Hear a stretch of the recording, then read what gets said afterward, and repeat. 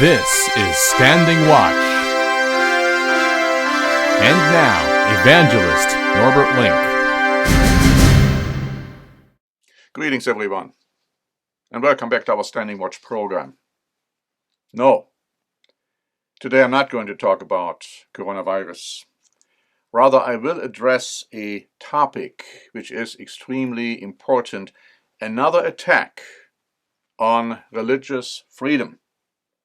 This time directed at Jews and Muslims, but with wide-ranging consequences for all religious institutions and organizations and beliefs, including nominal and true Christianity. What I will be addressing today is a permission granted by Europe's highest court to prohibit ritual slaughters of animals, but the implication of the decision is not limited to that aspect alone. It's much broader. It is much more frightening. It also sets the stage for prophesied events leading to the terrible Great Tribulation as prophesied and described in the Bible. Let me read to you from an article by Deutsche Welle, which was published on December 17.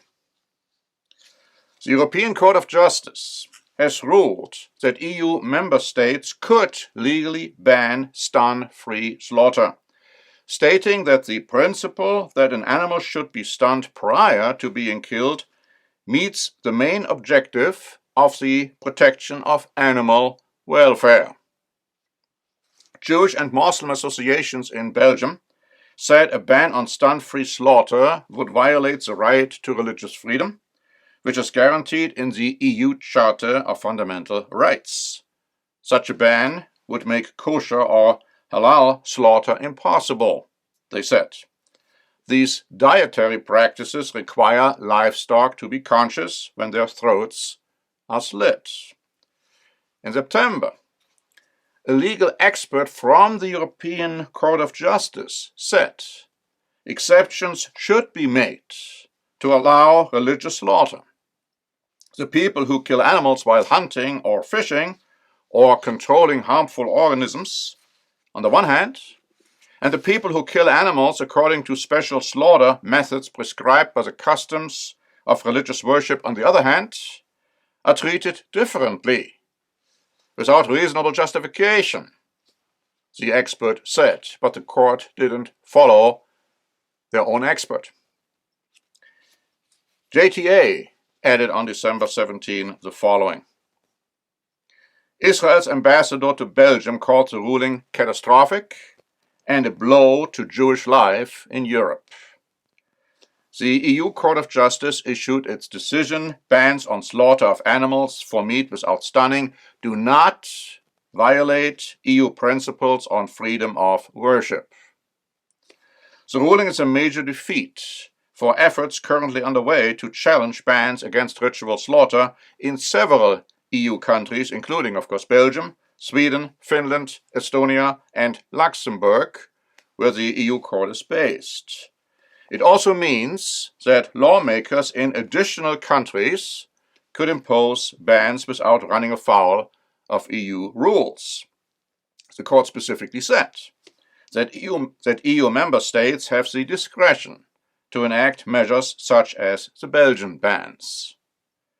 In Judaism and Islam, animals need to be conscious when their necks are slit for their meat to be considered kosher or halal. That has made ritual slaughter a ripe target in Europe from both liberals, who cite animal welfare as their main concern, and right-wing nationalists who view the custom as foreign to their country's cultures. Then the article also states ritual circumcision, too, has united opponents on the left and the right. They go on to say, some Jewish and Muslim communities, including in Austria, certify as kosher and halal meat produced by a procedure known as post-cut stunning, in which animals are stunned immediately after their necks are cut. But mainstream Judaism doesn't agree. It says Judaism will not change its requirements as per the demands of the EU Court of Justice, said Rabbi Menachem Margolin, the head of the Brussels-based European Jewish Association, in response to the ruling. So, a battleground for ongoing controversy has been established. Also, and that's important, Israel will begin very soon to bring animal sacrifices in Jerusalem. And the Bible says that Europe will militarily intervene in the Middle East to stop such ritual slaughter, perhaps with the justification, among other quote-unquote concerns, that animal welfare must be protected. This will be part of the events described as a Great Tribulation. We have a free booklet, The Fall and Rise of the Jewish People, and this booklet goes into these aspects and these prophecies in much, much more detail. But what about ritual slaughter before stunning an animal? Is this something the Bible commands? Now we have another booklet, God's Law or God's Grace. And this booklet discusses in chapter 6 the famous conference in Acts 15 and the ruling for Gentiles in Acts 15 verse 20, saying that they must abstain from things polluted by idols, from sexual immorality, from things strangled, and from blood. And we say this in the booklet. These 4 prohibitions were specifically mentioned in Acts 15 to emphasize to the Gentiles that they were still binding on Christians to avoid any misunderstanding. Prior to their conversation, many Gentiles would engage in those practices. They would, of course, sacrifice to idols. They would oftentimes drink blood with their sacrifices, or they would eat their sacrifices with the blood still in the meat, as happens when animals are strangled. Or they would commit fornication with temple prostitutes in their religious services.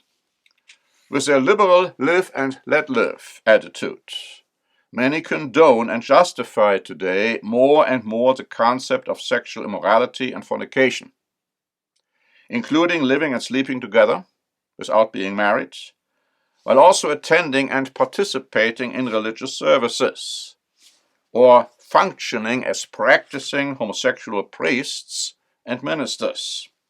In addition, many nominal Christians have no compunctions eating food with blood in it, or drinking blood, like blood sausage, which is very common in many Catholic and Protestant countries. Finally, they may enjoy eating food sacrificed to idols, including Easter or Christmas cakes. We also say this: it is clearly wrong to eat food which is sacrificed to or polluted by idols in the context of religious practices. For instance, one participates in a wrong kind of communion or religious worship services, or one partakes of an Easter or Christmas meal as part of Easter or Christmas celebrations, which are polluted by pagan sun and moon gods and goddesses. Again, we have a free booklet on that one also, talking about Christmas, also mentioning Easter. You might want to read that one. We go on in our booklet to say, Paul tells us, flee sexual immorality.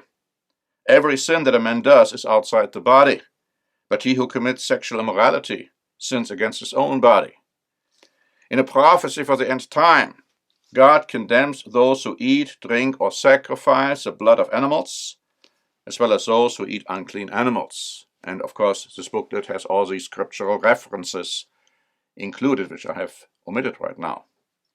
From all of that follows that even though ritual slaughter as practiced by Jews and Muslims is not specifically commanded in the Bible, it is clearly not prohibited either. Europe will continue persecuting all those who do not fall in line with Europe's religious and philosophical concepts, be it a ban on ritual slaughter of animals, be it a ban on ritual circumcision, or be it an insistence of those who want to assemble for the Sabbath and the annual holy days of God. Europe will continue persecuting those trying to do this, as they are already doing right now. And Europe will continue to to persecute those who do not embrace Europe's ideas of upholding Christmas and Easter celebrations in some form, even during the coronavirus restrictions. And Europe will send armies into the Middle East to suppress Jewish sacrifices and to impose their kind of religious worship on the Jews and others in the region.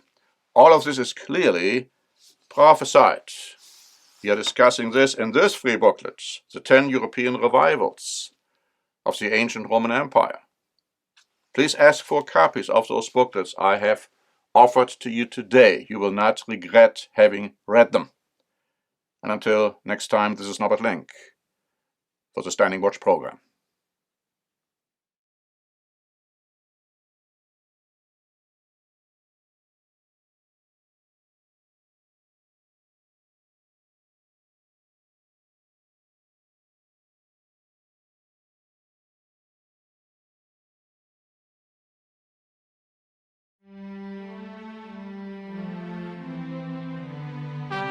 Standing Watch is a presentation by The Church of the Eternal God, P.O. Box 270519, San Diego, California 92198.